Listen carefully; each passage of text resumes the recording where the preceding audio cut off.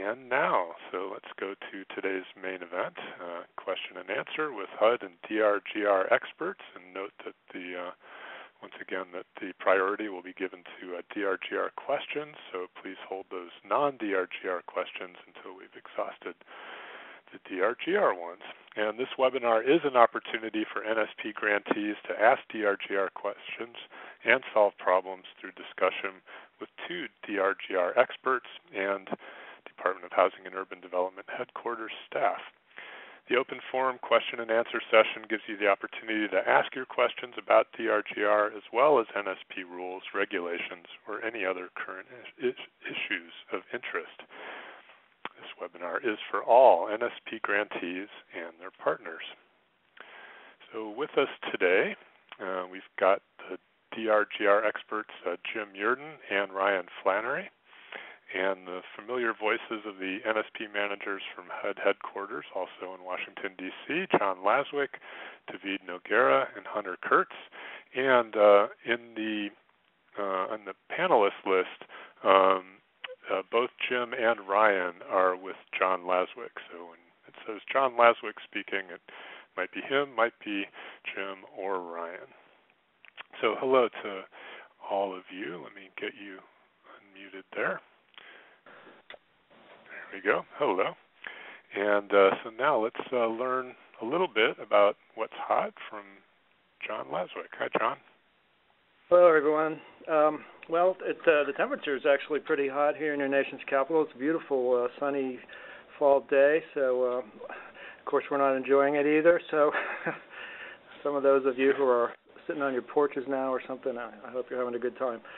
We wanted to hit a couple of items just quickly at the beginning here that are not really DRGR related. But just to kind of remind you, we are still spend a lot of time looking at expenditures and making sure that people are going to make the deadlines.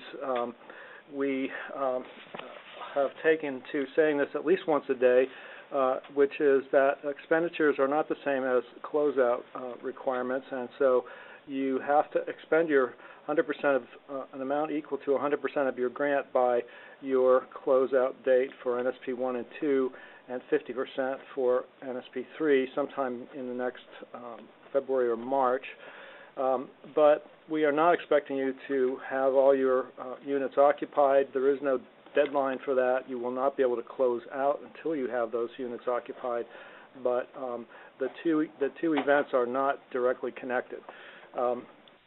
We have in NSP 1 out of 307 grantees, we have 145 who have expended 100% at this point. Out of that number, only 90 have also expended the full amount of their 25% set aside. In terms of grantees who have spent over 85%, 264 have spent over 85% at this stage, with 16 or 18 weeks left, but only about 140 of those have expended at least 20% of their requirement, so 20% of their low-income set-aside requirement. So it's not. So we want to see these things moving in tandem. We realize it's not a perfect match. NSP 2, there's only 3 grantees that have gotten both 100% expended and 25% or more of the overall grant for low income. So the rest of the pack is clustered in the 2/3 to 80% range. So we encourage you to not to forget about your 25% set-aside requirement and to try to hit that by the time that your spending deadline arrives. We will be giving you more instructions on how to do that. If you have questions or if you're concerned, please let us know. A couple of other things. QPRs are late in some cases. We have a few that go back a couple of years. You know who you are. We will start naming names, however, in our Name the Shame program for laggards. So So just be forewarned. Actually, this is getting really important too because, as we talked about last week or a couple weeks ago, the QPRs are where you list your expenditures, and that's what we're going to be looking at for the deadline. So it's not exactly the same thing as your drawdowns, and so you want to keep those things current. We also have AAQs, or the ask a question for the DRGR is now up and functional, and staff with people that actually are very good at this. We had about a year where we were frustrated with our system, but it's up and running, and so if you have been holding off on asking questions through the website, and is it the One CPD website? Yes. The One CPD website, your ask a questions for DRGR are going to be answered by highly informed people, and the turnaround time is very fast. We are also happy to announce that the income calculator is live, and in the next couple of webinars we'll be looking at how to use that. This is something that we've been working on for quite a while now, and Hunter and David have spent a lot of time along with the team at ICF. That's going to be good for most CPD programs, so you can use it for home, CDBG, NSP, on HOPWA, yeah. So and it's it has all the variables, so all the different questions and so forth. So it's a good system, and you'll be able to get a look at it in a couple of weeks, I think, week and a half. We are also looking for marketing materials, and there's something that's coming out in the NSP bulletin that will ask again for submissions of good marketing materials so that you can share those. We're going to make those available on sort of a shared basis, somewhat unmoderated. We're getting some help from Bridget Wiles at APD with the content, but if you have ads that you think are really good, share them with your colleagues. I think people get good ideas even if they're not the exact same thing. I will be personally looking at those, and I will offer here one time only that for the best ad, we will be providing a autographed copy of the policy alert. Suitable for gift giving in regions that do not have coal. So, but really, I think that's the next frontier for. Well, people are already reaching that frontier certainly, but some markets are just getting to the point where they can sell houses, and if you're in a market where you've been a little luckier than that and have figured some things out, help your colleagues by sending those in to the info at hudnsphelp.com. That will be listed in our bulletin, but do take that seriously and give us graphic materials and other kinds of fun stuff. Currently, the first place running is Lake Worth, Florida. So just so you know what you're up against. Some of their material is already on the website in the Flickr gallery of the images. So let's see. I think that's all that I have in the way of announcements at the beginning here, and I'll turn it over to you all to ask questions of Jim and Ryan. And if those branch out into other areas, we'll try to help. And then if there's still time left, we're ready to take any other kind of questions. Let me just a couple of other things I wanted to mention. This is Ryan Flannery. The first is going back to the AAQ system. Just as a reminder, there no longer is a call-in number. So, if you try to call that number, there will not be somebody picking that phone up. So this is really the new system. This is the new way we're going to be dealing with grantee user issues. And again, as John mentioned, the caliber of the folks who are staffing this is really it's much greater than what we've had in the past. So we expect much better results. It might be a little bit more time-consuming to enter all that information in and go through an email process as opposed to picking the phone up, but we think the results are going to be much better. The second thing I wanted to discuss briefly was the estimating program income, and we might have some questions on this today, but just to try to tackle it a little bit beforehand. we've seen an increase in tickets related to dealing with program income and DRGR, and this is after the 7.4 release, where how program income was handled. It's now being handled differently, in that you can estimate your program income in your action plans, and you can increase your budgets at both the project and activity level, and then you could basically look out for the for the next year, the next 2 years. This is how much PI we plan on generating based on what we've done in the past, or whatever analysis makes sense to you. We've seen, in doing some of the troubleshooting, grantees running into problems when they're not doing that. What we've seen are grantees that are increasing the estimated program income and the associated budgets when they have PI that comes in. So as they receive PI, they're increasing the budgets. It's creating a lot more work. So I just want to throw that plug out there, that if you are unsure of how that works, if you are uncomfortable with how it works, use the AAQ system first. I would recommend that you send a question in.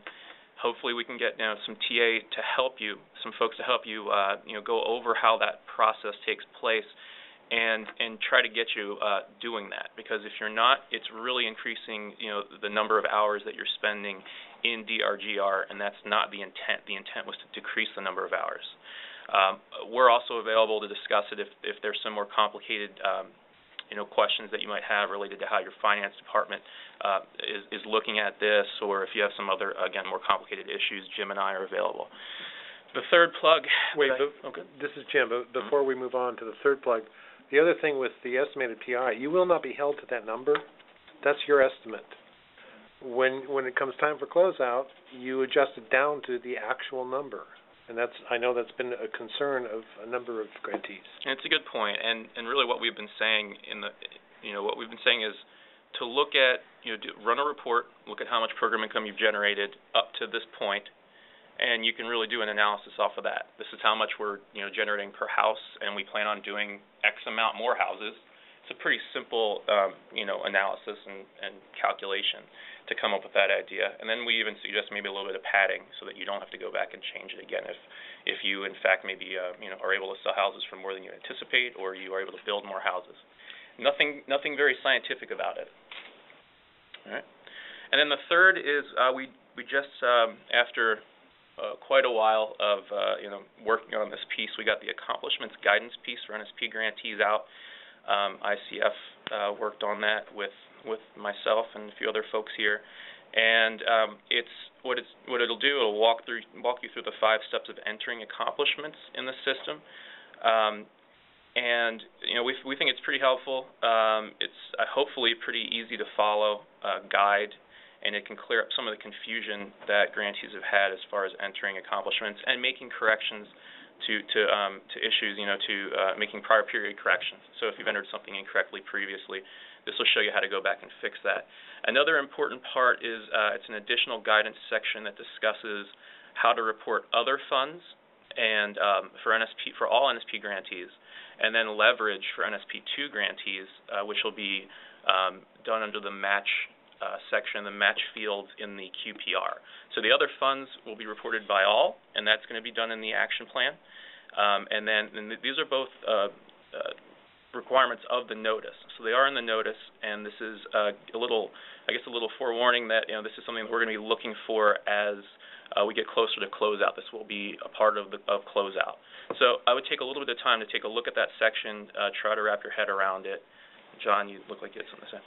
Yeah, I was just going to say that, we'll be looking at it at closeout, but a lot of people are looking at it now. So, we get regular requests from Congress, elected officials, various, OMB, people that are watching our programs. So the better information that we have in there about actual accomplishments, good, reliable, good information, but current information, the better, the program's going to look.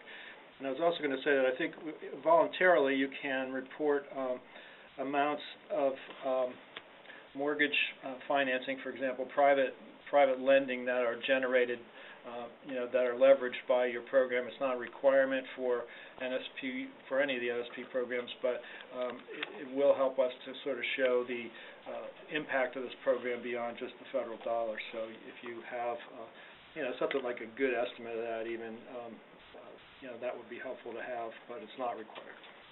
All right, and that's pretty much all that I have, Jim. Anything else from your end? No. Okay. So I guess we can open it up for questions. Very good.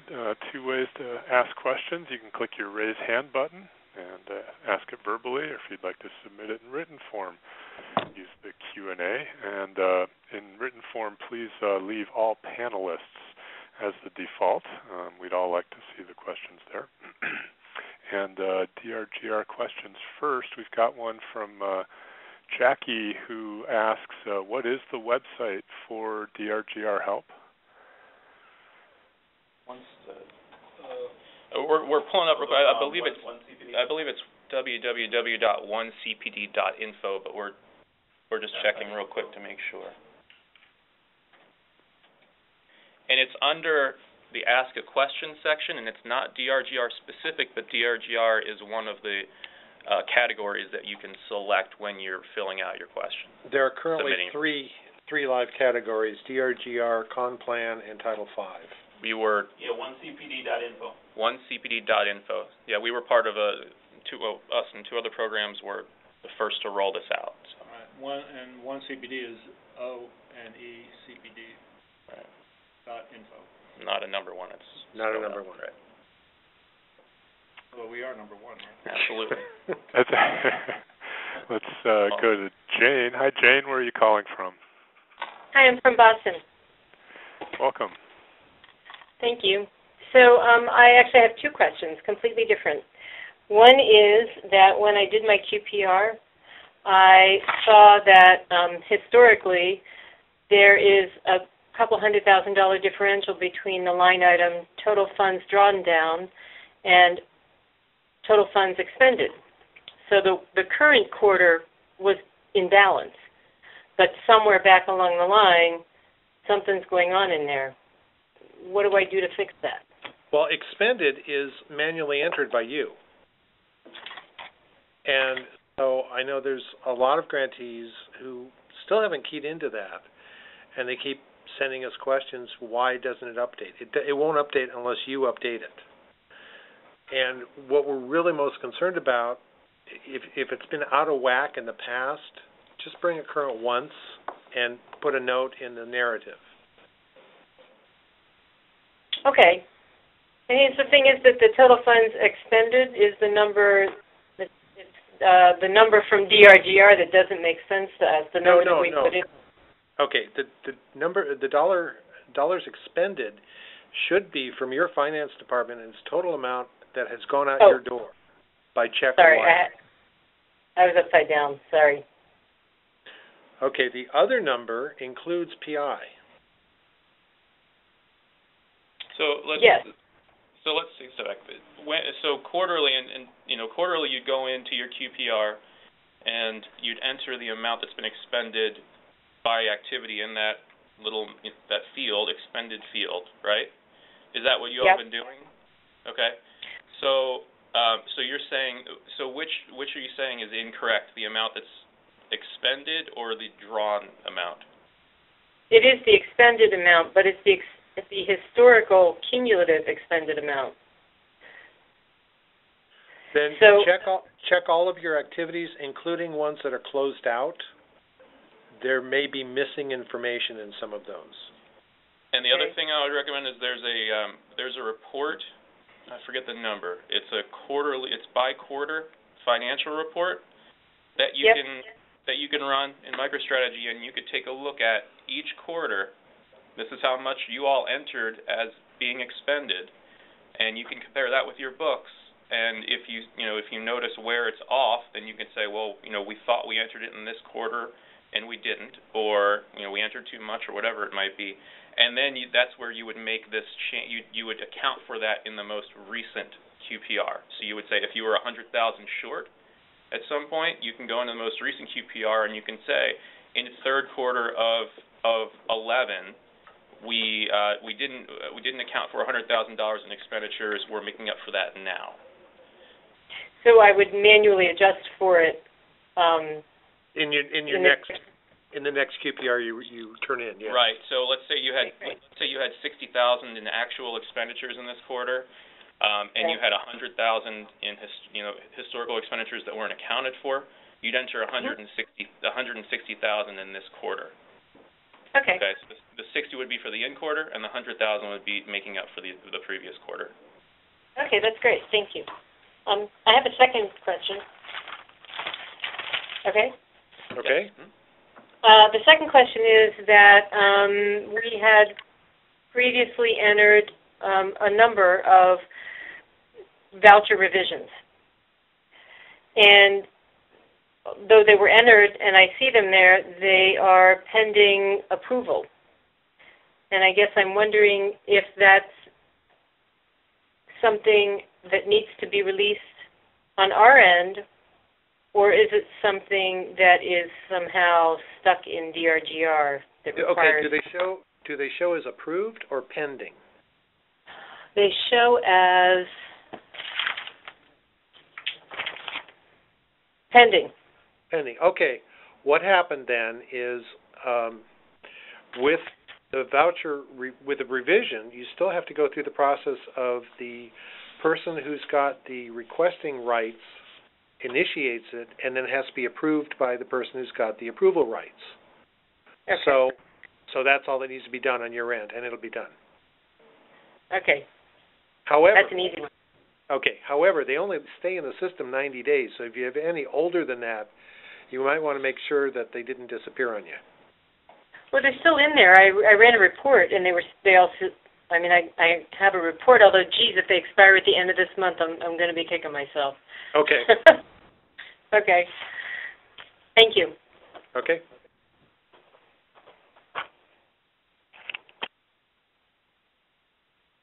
Thank you, Jane. And next up is Leanne. Hi, Leanne. Where are you from? Good afternoon. I'm from the state of Kansas. Terrific. And what's your question?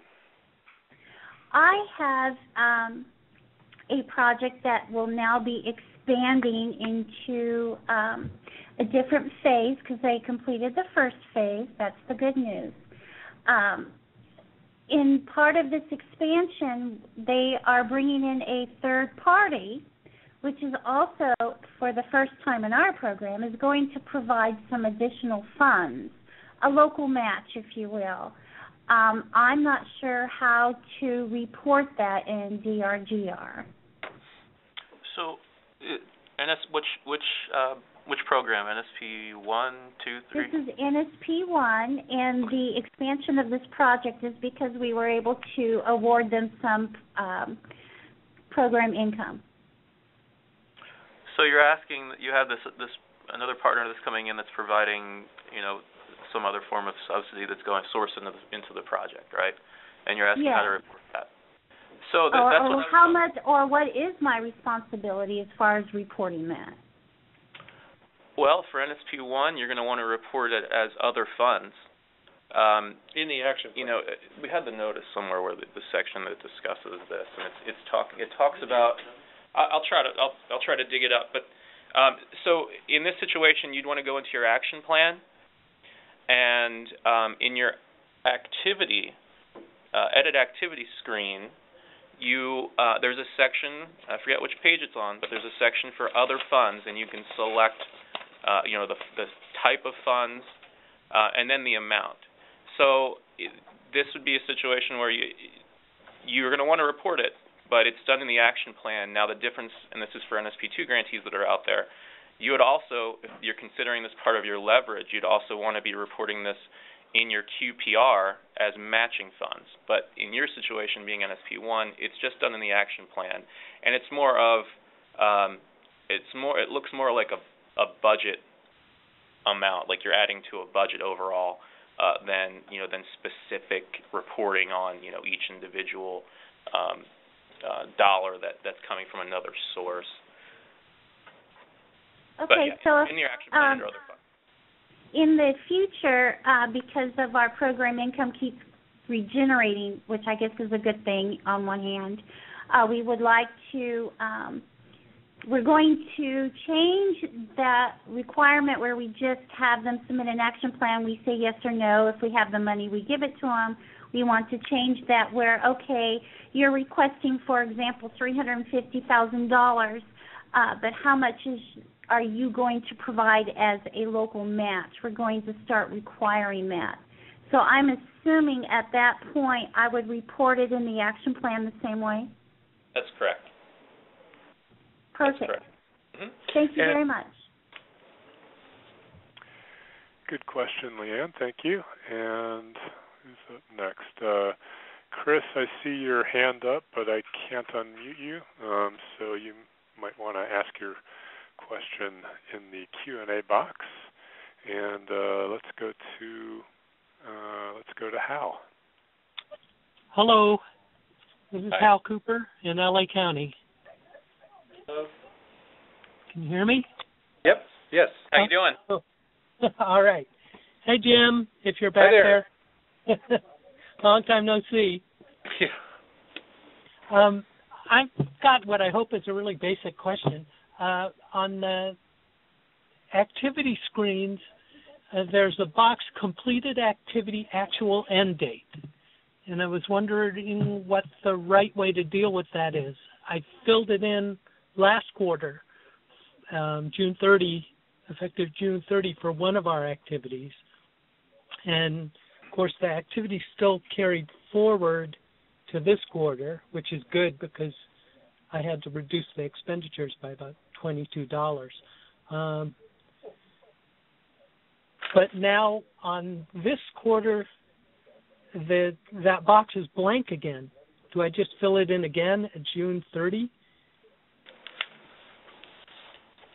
Did you also change the status of the activity to completed? Status. Where do you change the status? In the edit activity screens in the action plan. Oh, I don't do the action plan. Okay. Well, I do the reporting. Okay. When you're completing an activity and you've got all the data in and you've done all the draws, that's critical. You change two things. You put the actual date of completion and you change the activity from underway to completed. What that'll do is basically close that activity in DRGR. You will not be able to draw from that again unless you reopen it. My guess is it's still, the status is still showing as underway. Yeah, I think so. Okay, so that's done on the action plan side. Right. So whoever does the action plan for LA County, have them change that status, and you go ahead and put if that's the correct date, put that same date back in when you submit it this time. Well, yeah, I mean, so originally you're going to put the end date as when you expect that activity to carry through, and I think I've seen in a lot of cases grantees just put in the end date of the program for them, which may or may not be accurate. And I think if it's not accurate, I recommend that you go in and actually try to put the expected date based on on your construction schedules and everything in there. But it is just when's the end of that activity, and then in the end, once it is done, like in this case as Jim said, then you would go ahead and put that date in, and then you close the activity out, mark it as completed, right? Right. Yeah. After you've done your last draw, because that will shut you off from drawing. Right, and presumably it'll shut me out from doing further QPRs on that specific activity. That's right. Correct. Right. That's correct. Yeah. Okay. Got it. Great. That explains it. Easy ones. These are easy. Thanks, guys. Knock on wood. You're welcome. Thank you, Hal. And next up, we've got Laura. Hello, Laura. Hi. Welcome. Where are you from? Rhode Island. Very good. And go ahead with your question. I typed in my question. I'm wondering where I can find performance measures for disaster recovery activity types. Is there a full list, or do I have to go into the action plan and adjust them individually? I mean, I realize I do have to do that, but is there a list I can look at before I do that? Oh boy, I don't know. I don't think there is, because they change based on the allocation. No, I'm pretty sure there is, but let me ask why you would like that list first. I'm just curious. I wanted to sort of reference our applications. I'm new to the program. I wanted to reference our applications and the information that we have on these projects with what performance measures you're looking for. Okay, so one thing I would recommend, and I'm not sure if you've already done this or not, but to be in close contact with your rep, because there are specific performance measures for disaster recovery depending on your appropriation, and they should be able to guide you through what's expected from HUD, what you should be reporting on. The list that we would have, I think, would be a full universe of all of the performance measures in DRGR. That's why I asked the question. I don't know that it'll help you too much. Yeah. I would strongly suggest that you either talk to your rep, and if they have questions, then you can call Jim or I, and we can help you out as far as with what's expected. It's also driven by the activity type. Yeah. So there are certain requirements for the appropriation for the disaster, and then based on the activity types required for that disaster, there are different types of measurements that are set up for each one of those activity types. For example, housing activities, and this one's kind of universal. The requirements are household served and housing units. Beyond that, depends on, like NSP2 has and NSP3 have energy saving measures and green measures. NSP1 didn't have that, but they have the option. Those are also available to disaster grantees, but they're probably not required, except housing was required for some older grants. So it's not a real, here's the list, go for it. It's a little more complicated than that. Okay. Did that help or confuse you further?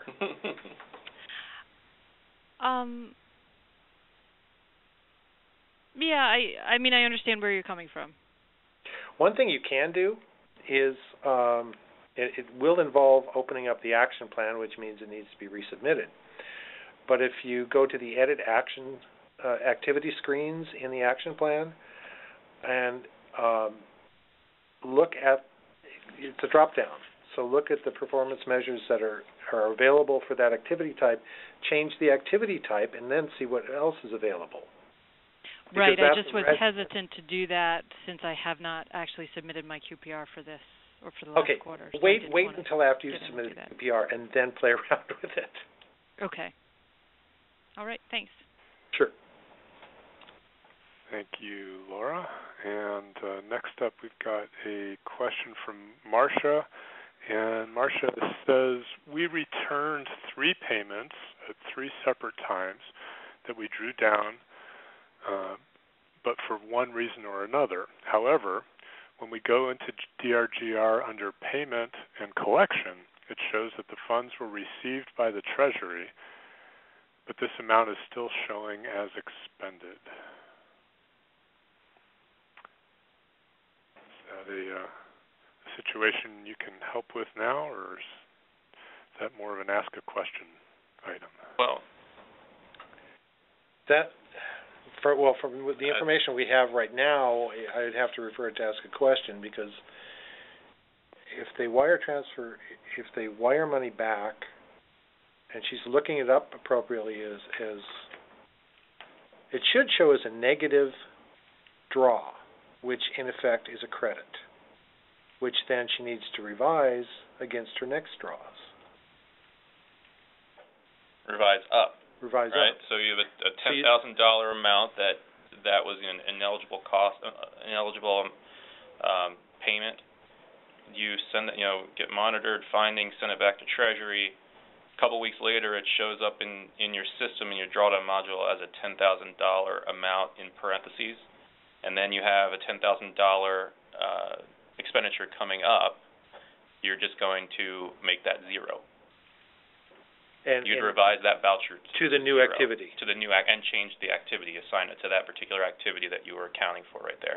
It's just like having, your own cash on hand to pay for that particular expenditure. And again, we're using the term expenditure here a little loosely because it's when you say it shows up as an expenditure in DRGR, that's different. That's different than showing up as a draw, which is I think what is meant here. But if you're still confused by that and you're not seeing it as a negative amount, I would submit it to the AAQs with screenshots. Because it's really tough for us to troubleshoot on something like that unless we see what you're seeing. That sounds reasonable. And let's see, who's up next? I believe you're going to Jolene. Hi, Jolene. Hi. Hello. I'm calling from the city of Evanston, and I have a question about reassigning vouchers. We have a few properties that we acquired under one activity, and then mid-development decided it would be another activity, but didn't change that in our draw, so I need to go back and do that. And wanted to know, do I have to reassign the specific voucher for each property, or can I just reassign any vouchers as long as it's for the appropriate amount?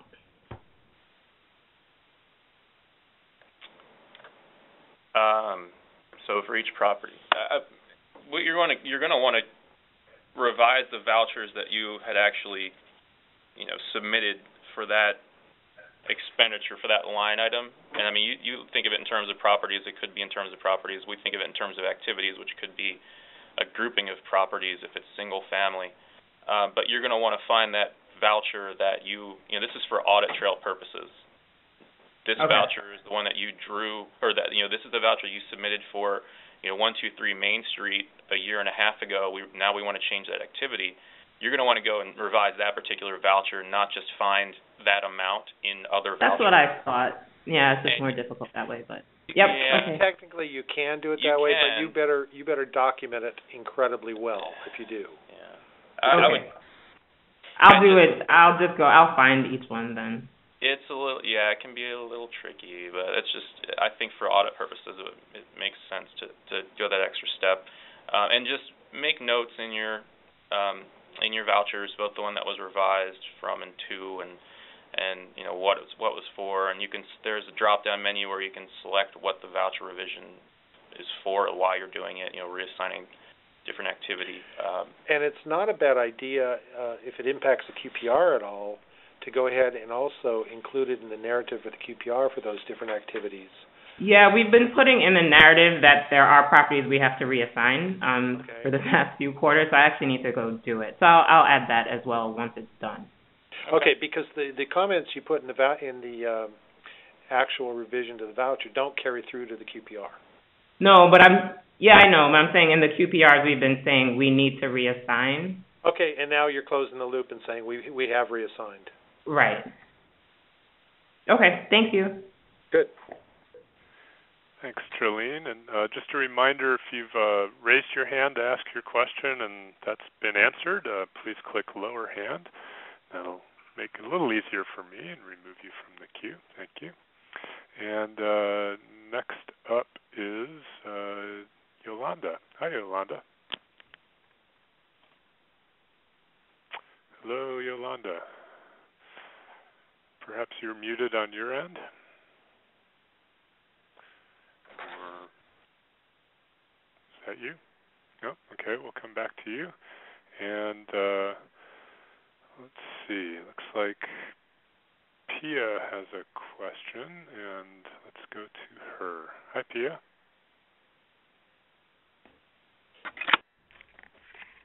Hello. Hi, Pia. Hi. Go ahead. I put a question on the on chat, but I'll ask it here.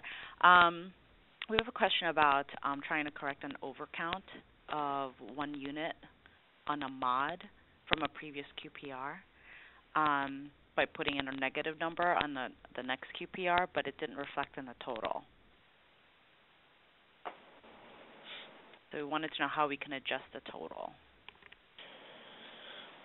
So now I know it's only one unit, and it seems like it should be a real simple fix, just a negative number. Sometimes it's not that easy, because the QPR or DRGR is looking at the cumulative numbers across, the performance measures, race, ethnicity data. So you have to be sure to put that negative number in income by income type. So you have to be sure to put that negative number in all the right places. Did you use the spreadsheet? There's something called the prior period correction tool. Yes. You did use that, and we did use that. Yeah, and it's the total didn't adjust. It should be 11, but it's still 12. So okay. I know it's one unit, but now it seems like there's a mid in there that doesn't belong there. I would submit this to the AAQ. This is a perfect question for them, and they should be able to turn, because they can get screenshots and go through the process with you, going through that correction tool and identifying what's going on. Okay. I say that because I don't know of any system issues that would be causing this. We haven't dealt with anything like that, so I'm assuming, just based on what I'm hearing, that there's something that's being missed, and they'll be able to help you out. Okay. Okay, and if for some reason they go through it and there's still something going on, maybe there's a system issue there, and we'll have to look at that. They'll bounce it up to us. Okay, sounds great. Right. Thank you. Thanks, Pia. And we've got Sue with a hand up. Hello, Sue. Hello. Call me Calvin. Our question is this.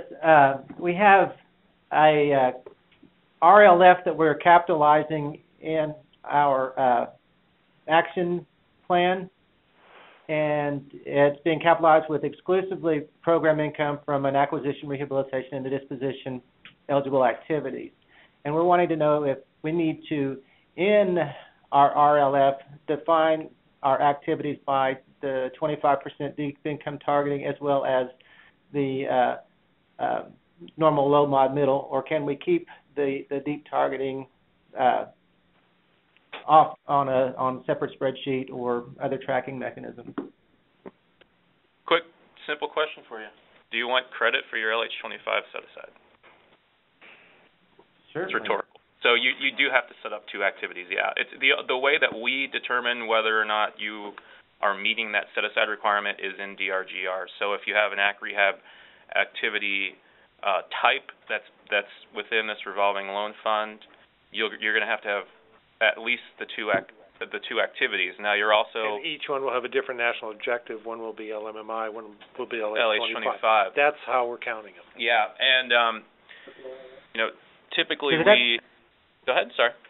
Does it have to be two separate RLFs, or can it be one with just separate activities? No. Two different activities within the single RLF. Right, so the RLF, after 7.4 RLFs, where you can set an RLF up at the project level, and that's what you're doing here. So you check that box. I assume you've already done that, or you will be doing that soon.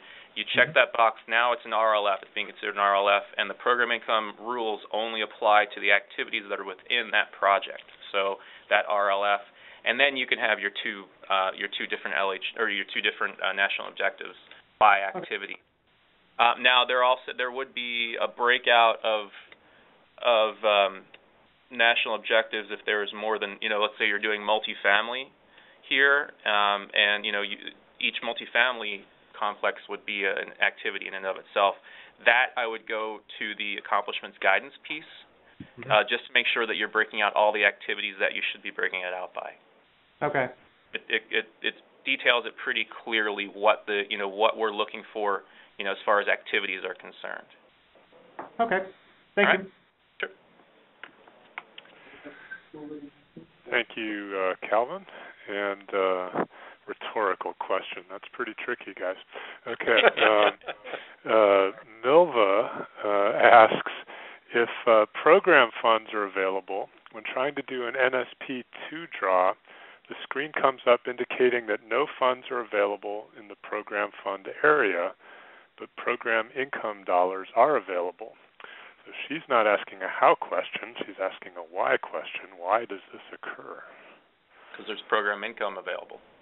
Because there's program income that's been receipted within an account. Either I don't know if there are program income accounts, if this grantee has program income accounts, by subrecipient, or they just have the general account.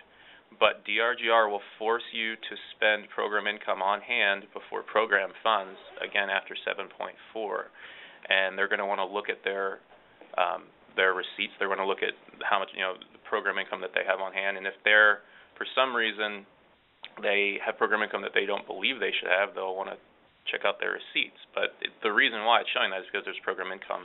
And the rules are, if you have cash on hand, which is what program income is considered, you must use that first. Right.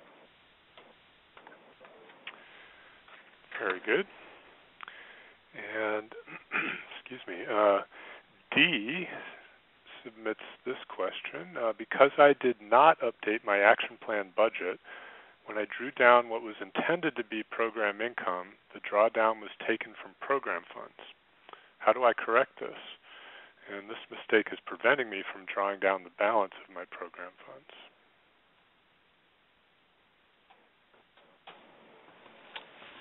I don't know that I'm following that question completely. I'm not either. If this questioner can pick the phone up, maybe we can get a little more info. I can't really tell from that question what's going on. So right now, D, you don't have a phone icon next to your name, so you may want to click the Event Info tab on the upper left of the screen and call in using that information, including your attendee ID number. Or if that doesn't work for you, you could submit this to ask a question. Yes, right. Yes, with screenshots. So next up is Sarah. Hi, Sarah.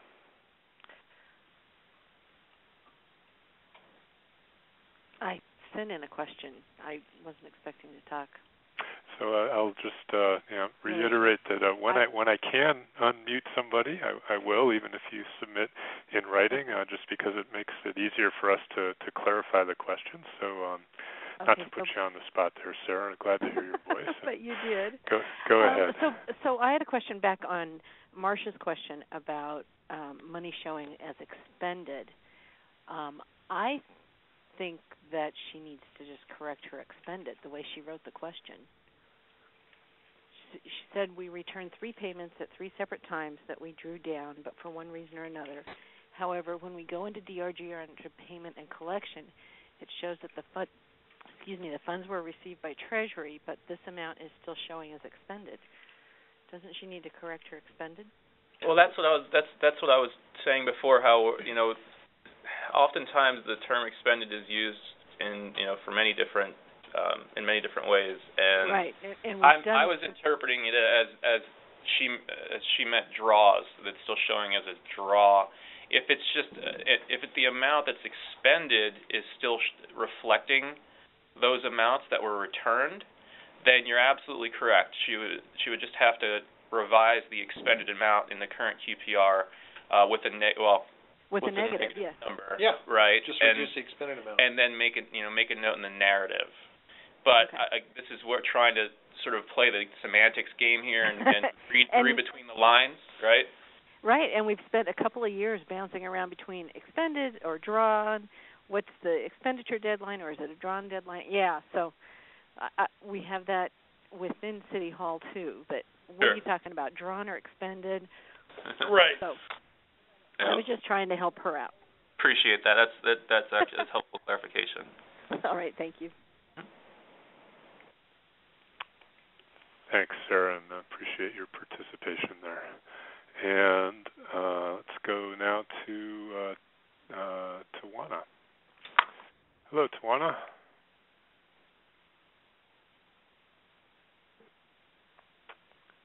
Hi. Tawana, are you there? I'm here. There yes. you go. Hi there. Great. Hi, I just wanted to write my question as well. But thanks. We've got you now, so go ahead and ask what's on your mind. You can't bite through the phone. I guess a little phone shy, but we have a property manager in place with our NSP multifamily project, and they have questions germane to rental program design and implementation. specifically, they have questions about the guidelines for eligibility of their tenants, and we just want to know where can we find on the NSP system website, where can we find information that would give us those guidelines. Income eligibility guidelines? Beyond that, we found that document, the Guide to NSP Income Certification, but guidelines that would talk about tenant eligibility in terms of their citizenship, the types of identity affidavits, that type of thing. So these are very specific criteria. So the HOME program is working on a guidebook that addresses various factors that go into determining income eligibility. We don't currently have one, though. Are you mostly concerned about the citizenship status? Is that the main one? That's one of the main ones. That's actually most of the questions that they have are germane to citizenship. And if you're grandfathering in current residents on NSP rehab that are not citizens. Yeah. We have, I think there's some information on our resource exchange about aliens and immigrant status and that sort of thing. There's a policy that's been kicking around for a long time that is still somewhat unresolved. But I think if you look in our, actually the old, well, no, it's probably a frequently asked question. It might be one of the frequently asked questions on the archived frequently asked questions that because we just switched over to a new system. But if you can't find it there, send it in to ask a question. We have a policy statement from one of our attorneys, and that will give you some guidance. Are you a nonprofit or a unit of government? No, we're with the city of Phoenix, and you can imagine in Arizona that we want to be very sure about the policies that we communicate to the property management. Right. Yeah. So like so if Joe well, I'll refrain from comment, but basically that those are the types of questions that the property management has in terms of, do you require Social Security numbers? Do you require identity affidavits? How do people verify under NSP? And so we had searched the website. Yeah. Pardon me? This is broader than just NSP specific. Yeah, and it's unfortunately, I have to say that the guidance is not very clear because the Justice Department, or at least from our attorneys here, say the Justice Department hasn't clarified it, so it's hard for them to make it clear. But there is a statement out there, and if you want to send it in to ask a question, or you just want to send it to me or David, I'd be happy to send you the several-page, piece of legal analysis that might give you some help on that. Okay. And just 1 second, my computer screen just bleeped out. I want to make sure with whom I'm speaking so I can send you an email. Sure. I think it'll be up at the end, but it's John Laswick. And yeah, here you go. Kent's pulled it up for you. Can you see that now? 1 second. John.a.laswick@hud.gov. Okay. I'll leave that up for a minute or two. Thank you so much. Sure, no Thanks, problem. Tawana. Yes. Tawana, you might also take a look at the income calculator.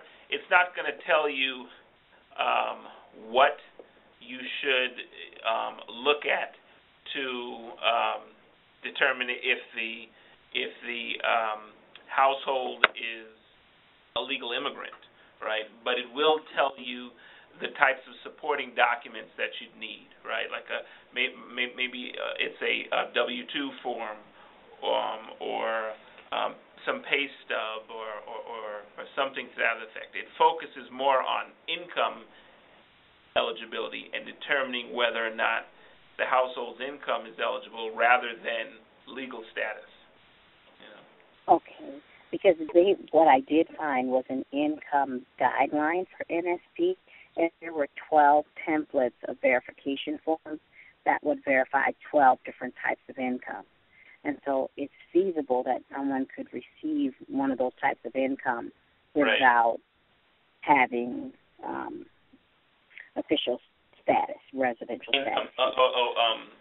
Residency status. Yeah, right. I mean, I think residency. Yes. I think the simple version of this is that if that you're not allowed to provide assistance to someone that you illegal residents. So that's that's one bottom line. However, it doesn't apply. This law doesn't apply to nonprofits, which is why I was asking what your status was. So you don't have to request their residency status. Thank you all very much. Okay. Yeah, I'm sorry. It's kind of a murky area. I regret that. It's been hard for us to get good, clear guidance on that. Thanks, Joanna. Thank you. And next up is Marilee. Hi, Marilee. Your phone's unmuted. Oh, it is. Okay. Hi, everybody. Hi, there. Are you calling to stump us, Marilee? Yeah, really. Give us a hard time? No. Jim knows this question. Can you think of any time where total draws would be more than the total expended, provided the grantee put their expenditures in every month or quarter? Well, I mean, if they did a lump sum drawdown, they would. It would. That's one situation. If they're operating on, well, I mean, I think that probably would be the case more often than the opposite. So, if a grantee is reimbursing themselves, they could be, the draws could be greater than expenditures any given quarter. But I guess the question is, how much greater? Because you would I'm talking about the cumulative totals, though, Ryan, because to me that would seem like you're drawing in advance of an expense. Well, I think that it indicates that it could indicate it could raise a flag for you to delve deeper into it. But I guess what I'm saying is that it could be legitimate as well. I mean, but it's rare. Well, I don't know that, because if a grantee overall is reimbursing themselves, if they're making big draws at any, they'd have expenditures. They'd have expenditures higher than their drawdowns if they're reimbursing themselves because they're advancing the money. Oh, you're right. Yeah, I guess I was thinking about it backwards. Well, the lump sum drawdown would apply, but that's very rare. Yeah. And this particular grantee you're talking about, we're not naming names, doesn't do a lump sum drawdown, to my knowledge. Correct. And I'm just trying to get clarification on it because I don't quite understand it. Their logic doesn't make sense. Okay. There could be nuanced reasons for it. Yeah, but. It's me? This is the federal government. You expect us to make sense? No. It's this grantee's logic doesn't make sense. Well, they're trying to fit their real logic in with our real logic. I could see on a quarterly basis from time to time that perhaps the draws would be more than the expended line, but the cumulative total in that case would probably equal the amount drawn. Well, keep in mind that they're only required to report expenditures quarterly. So if they draw a ton of money in the beginning of the quarter, their draws would be greater than their expenditures because they're not going to. They potentially wouldn't be reporting it until the end of the quarter. That's what I think what I was getting at before. I just had a little mixed up. But this is a quarterly reporting requirement. Not, it's not like program income where they have to have that in the system in order to be able to, show compliance. Expenditures. So then, say we're coming down to the expenditure deadline, and the grantee's draws are more than expended, and the total expended line is less than the expenditure requirement. Are they in compliance or not? No, they're not. They're going to want it. In that case, they're going to want to report more than just quarterly. And in fact, I think it's in the notice that they're supposed to towards the end. We'll be, and we did this with NSP2 last February. You'll be filling out a separate expenditure report at the deadline, but at that point we're going to be looking at expenditure. So it's important, and I would say starting now to be pretty on top of that number, because if you're just going to barely make it, you're going to have to be counting every single expenditure, and you may not have the draws in a lot of cases to back that up. Okay, I've been on top of it for a while, so thanks. You guys helped a lot. Okay. Thank you, Marilee. And boy, that was almost starting to sound like a debate there for a minute. Remember that this moderator has the ability to mute you. So let's see. Healthy give and take. That's right. Chris asks, where do you enter the expended amount to correct it? I do not see in the action plan or QPR where I have a prompt to change the amount. In my QPR, the program funds drawn and the program income drawn far exceeds the funds expended. It's in the QPR, and it's in the edit. It's in the activity.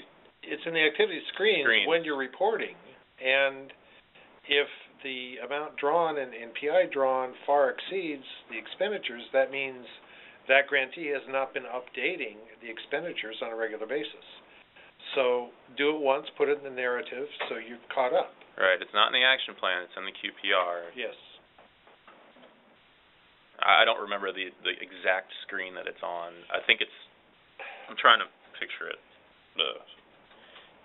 Towards the bottom of screen 2, maybe? I think it's on the second page. I think you're right. And also, this would be where you enter that amount that you're making up for, right? So in this QPR, and that's again going back to what I said before. That's where you would put that information in the narrative that this is what you're making up for that was previously not reported.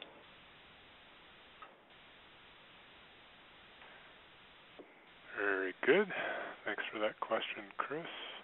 So let's see. I'm going to go now to Peter and then Yolanda. And Dee, I see you did call back in. You're on the list, and we will get to you in a few more people. So first here to Peter. Hi, Peter. It's Peter McDougall. Welcome. Where are you calling from? From Neighborhood Housing Services in South Florida. Great. Go ahead. What's your question? Under an activity, we have less program income received than program income dispersed. We're just not sure how that happened, and how do we adjust that, because we're having problems in the QPR. It's saying we've got a problem with program income, and we think that's the problem. How long has that been taking place? We noticed it about a month ago. Have you been in that activity since the conversion of 7.4? It's actually 7.3 back last December. Yeah. I'm not on the accounting side, so I don't know that. What could have happened under the old system, where PI was reported against the QPR, and you weren't actually creating receipts? There were no controls on it, and so you could easily report, actually draw PI when it didn't actually exist. What I'd recommend is either run a report on all your receipts, or go in and look in the drawdown module at the receipts and compare that to your records, and you're probably going to find that you're missing one or two where your records show that you received PI, but you didn't actually report it in DRGR. And then you can create a receipt. Well, the other possibility is when we transition, we brought everything over into how it is now. Because you're reporting PI and the QPRs, the way that we did the data migration was if you had X amount of dollars reported under this particular activity in your QPR, we automatically took that activity and created a receipt, assigned it to that activity, so you have an actual program income receipt in that amount that you had recorded. In some situations, that data migration didn't go seamlessly or perfectly, or there was data in the QPRs that wasn't reported properly. There's a number of reasons of why receipts might not match up perfectly to where they should be as far as what activity they should be under.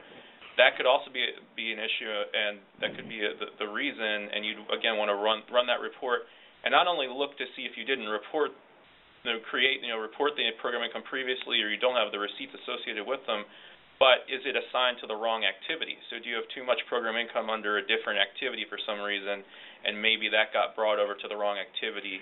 Yeah, and if that's the case, you can revise that receipt. Right. But just be forewarned that a notice will automatically be generated to all of your grantee administrators as well as your HUD rep. So don't let them panic. It's a routine message. Right. Now, when you receive program income, then theoretically that's the next dollar that you spend.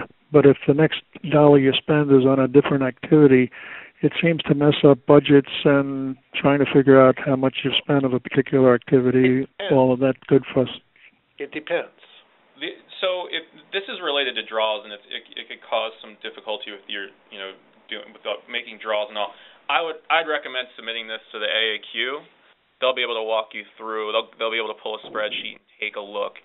Just because this is draw related, I'd rather not you go in there and try to take a stab at it and come up with nothing. So I would submit that to the AAQ system. Okay. Thank you. All right. Yep. They can call them back. They'll call them back. They can't. So let me just mention that sometimes it may sound like we're asking you to submit these impossibly difficult questions. You can submit a question, and we do this on the policy side too. Just the person that's trying to answer it can call you and clarify and maybe even kind of talk you through it. So don't think you've got to have 9,000 pages of description. Just be sure to include your phone number. Right. Yeah, I mean, that's something I failed to mention before, but, you can't call into them, but they can give you a call back, and I believe there's a checkbox to request a call back, and if they can't answer it sufficiently with the email, then they will call you back. This sounds like a case where they'll probably give you a ring and delve into it with you. Let's go back to Yolanda. Hi, Yolanda. Hello, Yolanda. Hello. Hi. Hello. Oh, I'm on? You're on. Oh, thank you. Actually, I sent my question on the chat box. But anyway, my question was regarding the total drawdowns in the QPR. I think it's the same question from the previous caller earlier. We have had issues on the total funds drawdown in the QPR not matching with the total drawdown in FIN Report 05B. And I think it's something to do with the Release 7.3. Hello? Yes. No. Oh. Go, keep going. I think that's the question. Okay. No, well, there are a couple of issues that we have seen with that report and a couple of the other financial reports. I think that those are slated to be fixed in the next release. I believe you're correct. And if you had revisions on PI draws, I think this is the report that does affect. This, I would say, if you if you can, if you can take a couple of screenshots and pull a report and send that to Jim and I, this is a system issue. So if we can just see what's going on, we can pass it on to the contractors. We've kind of just been collecting these instances and sharing it with the contractors, but we can only correct certain things when we do a release. So it's sometimes not something we can deal with right away. But just there are issues that we've seen with some of these financial reports. So it is a known issue. But any more information that you can send to us would be helpful. Yes. Okay. I think we've got something already on that regard. Okay. Well, who are you with? I'm sorry. Riverside County. With Riverside County. Hi, Yolanda. California. Hi, Jim. Did you send it in before we switched over to the Ask a Question group? Which if action? You did, don't assume it carried forward. Right. If it was recently. Okay. All right. But if it was in the last week or two, then it's fine. No, right. If it's older than that, let's start over. Yeah. Oh, yes, it was older than that. Okay, let's start over. Take new screenshots and send it to me and Ryan. Or just find that old email.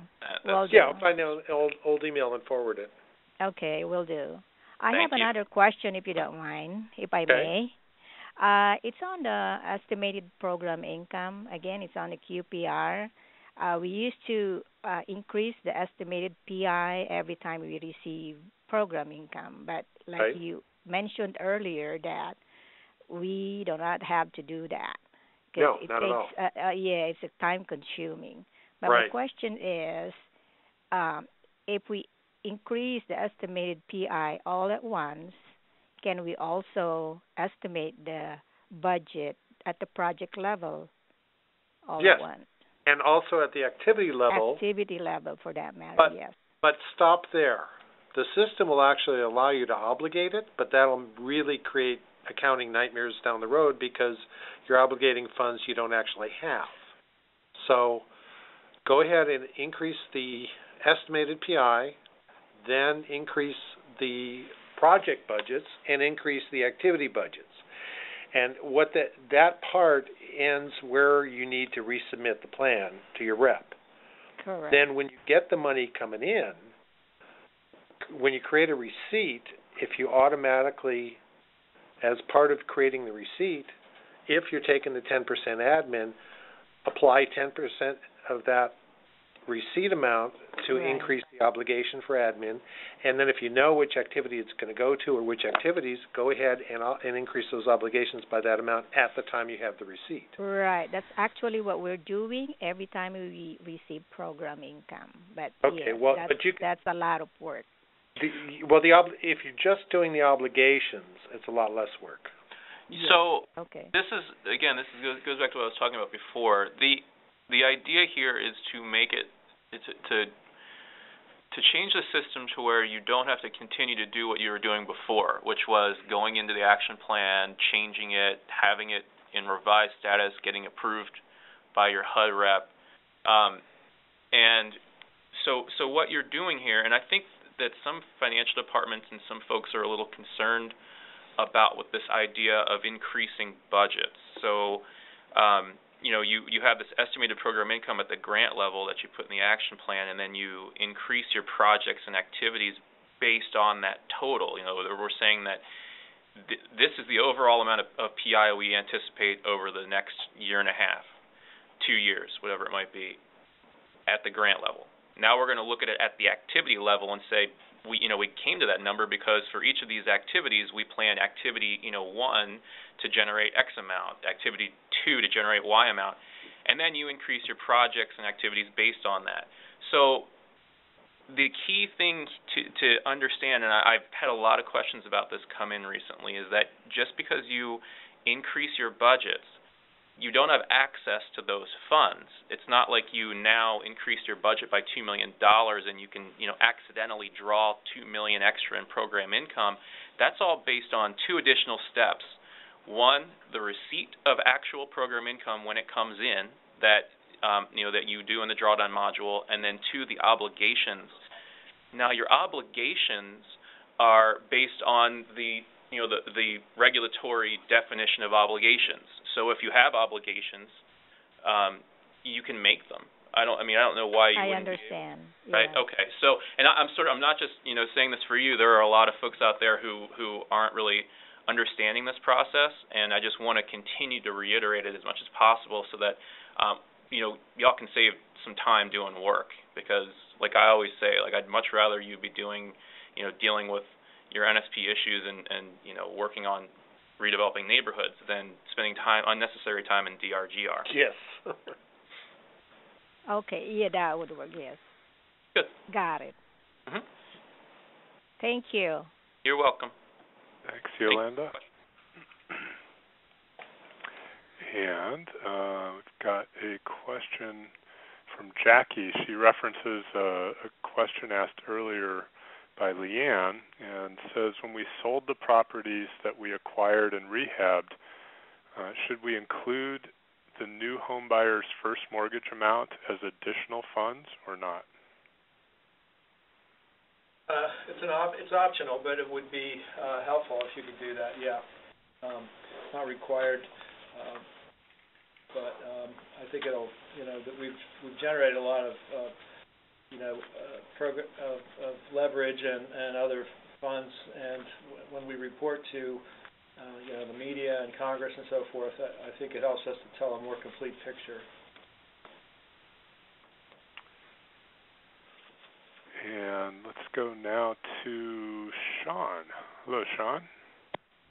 Hi. Can you hear me? Sure can. Hey, hi. This is Sean from beautiful Florida. So I got a question about program income. Okay, my question is, how do we report on the 25% set aside? What we have is we get a lot of program income from acquisition, rehab, resale, and a lot of times we don't know who the clientele is or the home buyer is until we go to closing. In the meantime, there's a lot of we draw down a lot of funds, with the acquisition and then the rehab.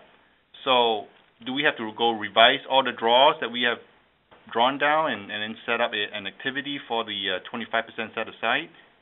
So this is where the next module that I want to build out is the precognition module, to where we can predict the future and deal with stuff that way, but we can't. So it unfortunately, the answer is yes. If you draw funds, towards an LMMI activity, because that's what you thought it was at first, and it turns out that house was sold to an LH25 beneficiary, then you are going to have to revise those draws to your LH25 activity in order for them to be counted towards. If you want the credit. If you want the credit. I would recommend that you do it regardless, but if you've already met I'm not going to go there. Yeah, you should report it. Yeah. Very much. Mm-hmm. Thank you, Sean. And, okay, now we're getting to Dee. Hello, Dee. Good afternoon, everyone. Hi there. How are you? I have NSP1. I am from Michigan. And in the January to March 2012 QPR, a drawdown was done on two of our activities. It was intended to be program income. But because our action plan had not been updated with any program income estimates, no activities, nothing, the transaction was processed as program income, but it actually took program funds. And so the dilemma we have now is we can't access those program funds that technically should be available to us. And I'm wondering how we correct that. So you've received the program income since, and now right. So just be a case of revising the voucher to a different fund. You can't revise across fund types. No. And we need that grant money. Yeah. Right. I think you got me stumped temporarily. Well, okay. Let's repeat the question. It showed as program income, but it was actually program funds? No. So they that didn't is have correct. So they didn't have the program income receipted at the time, although it should have been receipted. It wasn't. And then because of the fact there was no program income estimated and no program income receipted, it automatically allowed them to draw program funds.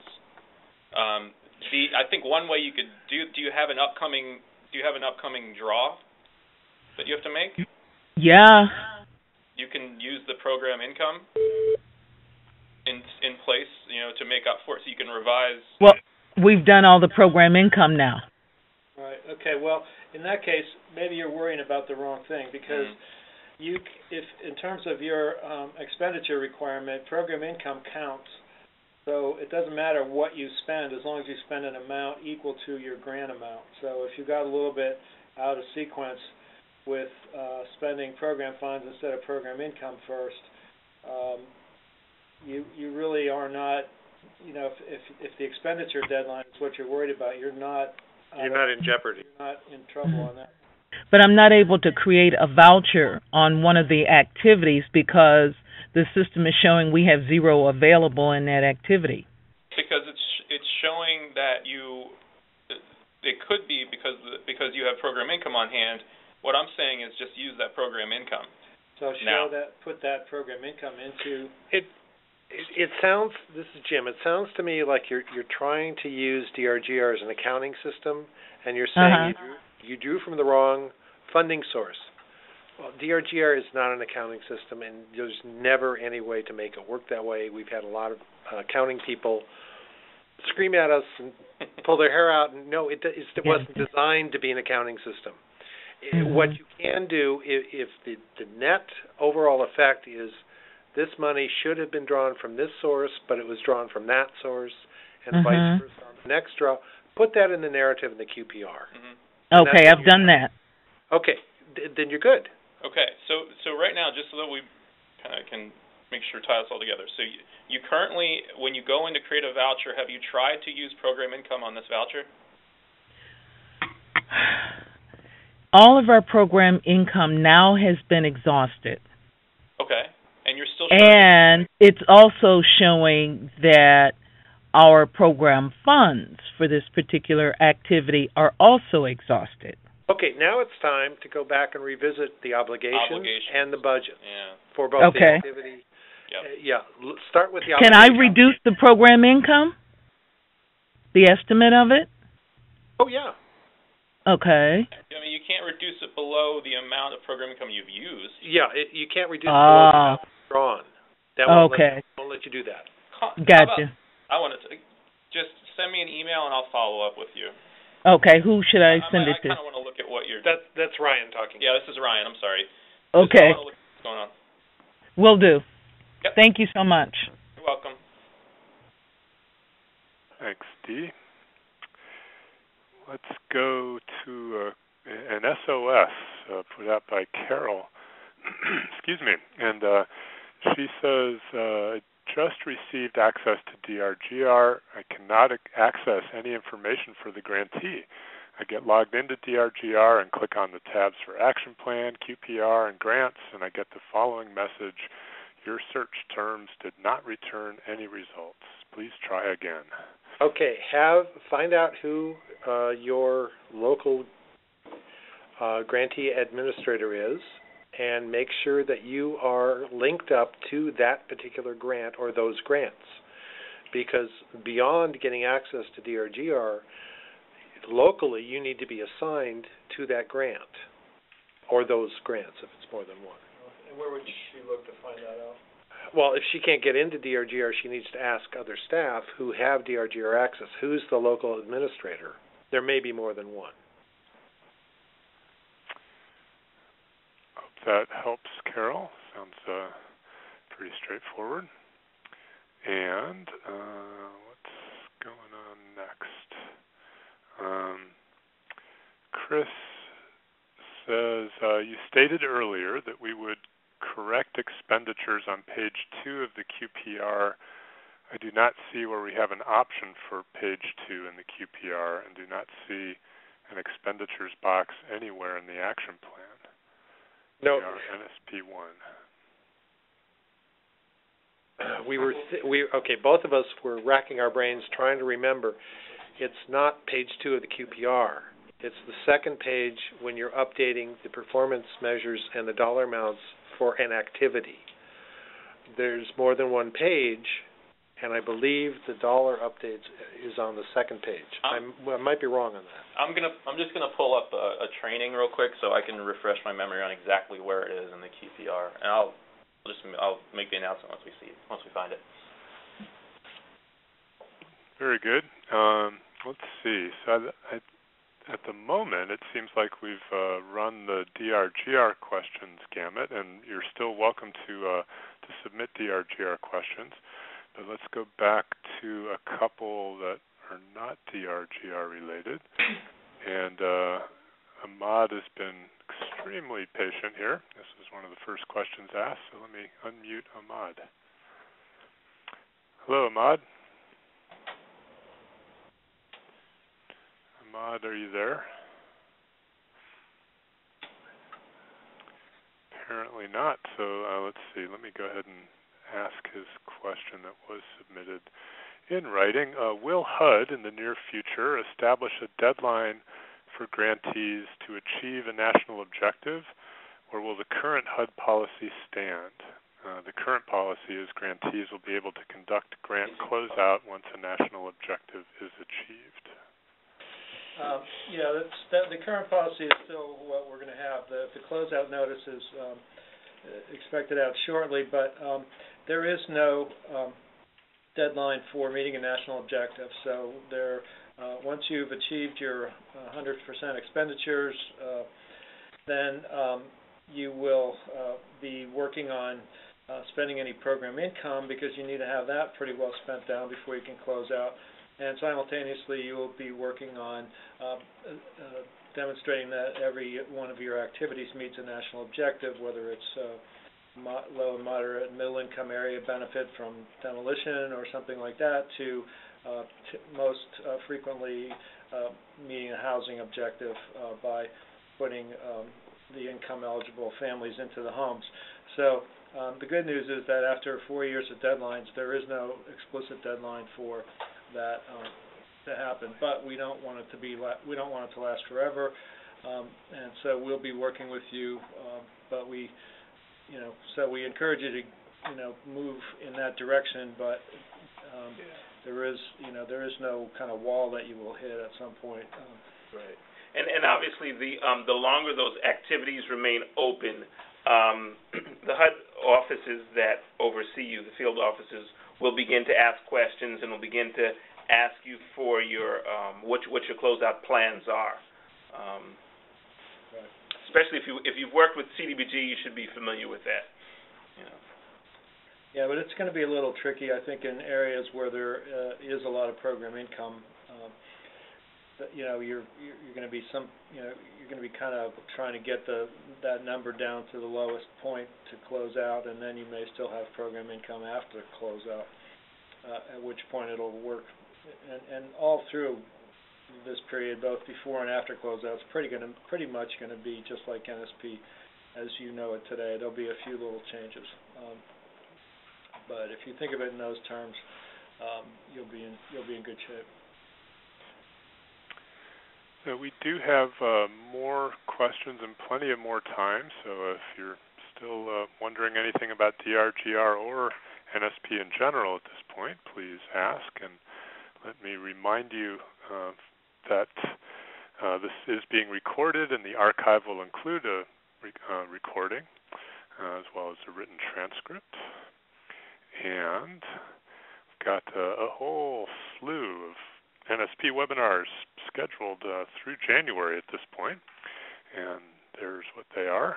Hope to see you at some of those coming up. Let's go to Jane. Hi, Jane. Hi. So as I was listening, a new question occurred to me, and that is, does the set-aside apply to program income? Yes. Well, it depends which grant, how it's measured. I'm sorry, NSP 2. Oh, no. Well, maybe.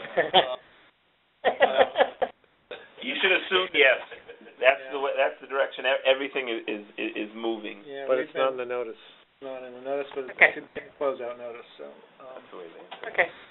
Yeah. Okay. I think the safer course is to assume that it will apply. Okay. Thank you. Thanks, Jane. And Deborah asked if you could go back to what you were talking about during Hot Topics, John, and repeat the numbers you gave out about programs that have expended what percentage. Yeah, sure. So Jim does some analysis on this, and then we track the draws and so forth. But we try to keep the low income set aside, in the view, as well as the NSP grant expenditure. So there are in NSP 1 there's 307 grantees. So far, 145 of them, or almost half, have drawn over 100%, 100% or more of their grant amounts. However, out of that number, only 90 have also expended 25% of their grant award on low and moderate income, the low income set aside. So they still have a ways to go. The second group that I mentioned was over 85% expended, and there are 264 in that category. So that includes the ones that are 100% spent. 264 grantees over 85%, and also those that have expended at least 20 out of the 25% for low income set aside are 140. So there's a difference between the NSP grant expenditures and the low income set aside expenditures. And that, as we heard on one of the questions today, I mean that some of that it may be a matter of who ends up buying which house. But it's not something that you want to leave too much to chance. And don't leave it to the last minute to clean it up. Yeah. Now, again, we will not be reporting.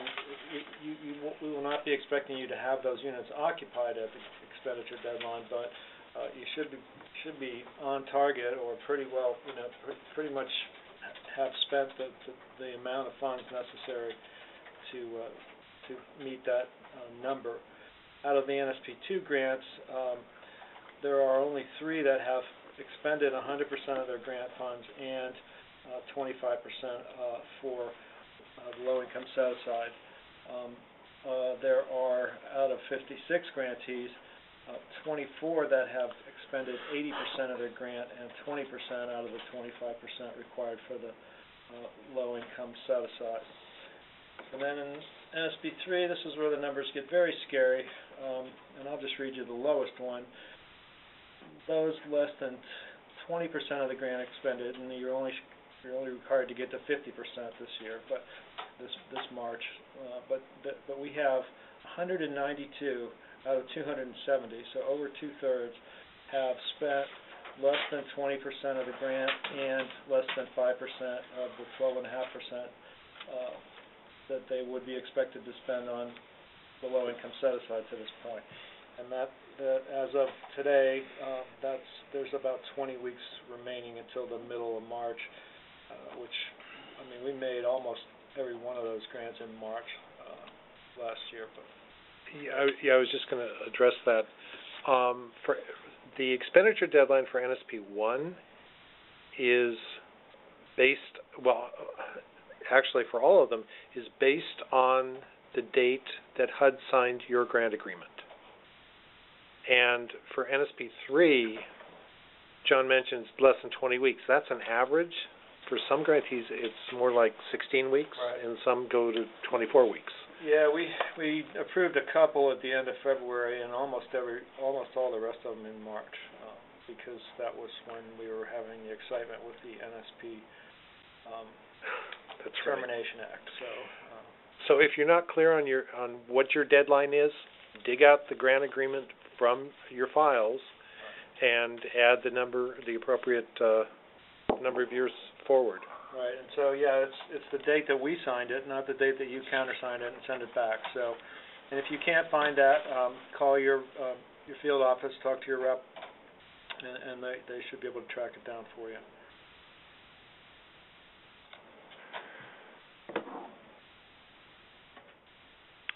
I see no more questions at this point. Just a reminder that you'll be taken automatically when you leave this event to a SurveyMonkey form evaluation questionnaire, and it's pretty short and easy. We hope you take a moment to fill that out. We appreciate your feedback, and written comments are especially helpful. Okay, let me mention something on that. I was just reading some of the evaluations that people write, and we do read those, folks. So we very much appreciate any kind of comments that you can provide. But I saw a few sort of program questions in there, and that system is not connected to a source of answers for those things. So if you're filling out your form and you're thinking, I still didn't understand what they were saying about that expenditures form, write it into the Ask a Question. We don't even usually see those except quarterly. So I don't want you to get frustrated, sort of having a question and thinking that you were posing it to HUD or someone, and we're not really seeing it. So, but those comments that you make really are helpful, and they help us to improve the webinars. So we appreciate it. Very good. And we look forward to seeing you next Tuesday at the First Income Calculator webinar. So I'll take this opportunity to thank all our panelists today, Jim Yurden and Ryan Flannery, in particular on their DRGR expertise and keeping up with all of that, and to John Laswick, David Noguera, and Hunter Kurtz on the other NSP questions and keeping all three NSPs running as smoothly as can be imagined. So thanks to all of you, and look forward to seeing you soon on another NSP webinar. Take care, everyone. Thanks. Thank you.